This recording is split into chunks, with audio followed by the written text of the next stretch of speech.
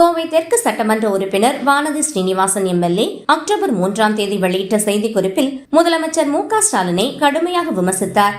சமூக ஊடகங்களில் ஸ்டாலின் வெளியிட்ட பதிவில் பாஜகவை குறிவைத்து அடுத்தவர் முதுகில் சவாரி செய்யும் பாஜக, பிற ரத்தத்தை உறிஞ்சும் ஒட்டுண்ணி பாஜக என கூறியிருப்பதை வானதி ஸ்ரீனிவாசன் எடுத்துக்காட்டினார். இந்த பதிவின் ஒவ்வொரு வார்த்தையிலும் முதலமைச்சரின் பதற்றம் வெளிப்படுகிறது. சில நாட்களாக ஸ்டாலின் தடுமாறி பேசி வருவது தோல்வி பயத்தால் தான் என கூறினார். 1957 முதல் இன்று வரை திமுக ஒருபோதும் தனித்து போட்டியிட்டு வெற்றி பெறவில்லை என அவர் குற்றம் சாட்டினார். 1967 ராஜாஜியுடன், 1971 காங்கிரஸ் பிளவு, 1989 அதிமுக பிளவு, 1996 ரஜினி ஆதரவு, 2006 விஜயகாந்த் பிளவு, 2021 எதிர்கட்சிகள் பிரிந்ததால் அரசியல் விபத்துகளால் தான் திமுக வென்றுள்ளது.